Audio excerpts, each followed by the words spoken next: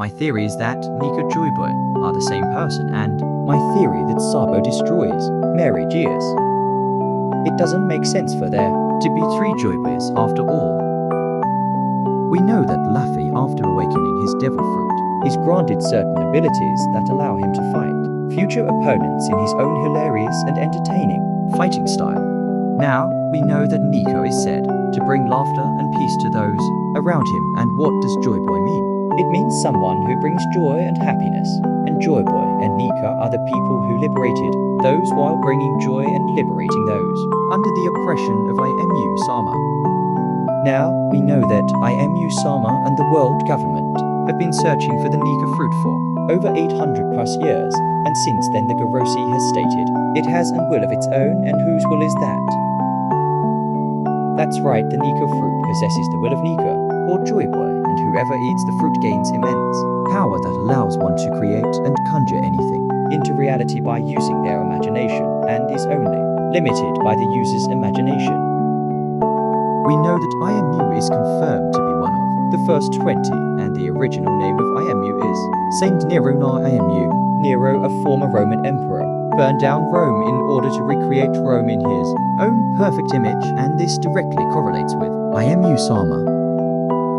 Because of Nero's selfish desire and despair, he sees that Rome is in a failed position, and after seeing what he has done, he decides to off himself after, and Mary Geas is like Rome, as Sabo would be the flame that will burn down Mary Geas and become the man who will burn down the throne. IMU Sama needed the Nika fruit in order to recreate their own image of the world and unleashes their wrath onto those who try and get into IMU Sama's dream of conquering the world.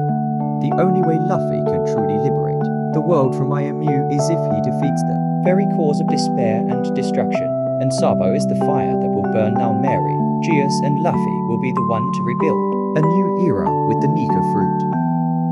Joy Boy or Nika left the One Piece on Laugh Tale, which is the final thing Luffy needs in order to bring the world together and finally take down IMU Sama once and for all.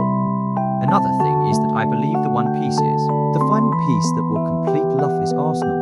The abilities of Nika, the sword and spear of Nika, with being the physical embodiment of Nika's will, Luffy will destroy the Red Line and use the One Piece, and BB will be put to rest after the King of Hell, Zoro, finally gets rid of Rocksteady XBEC and surpasses Mihawk.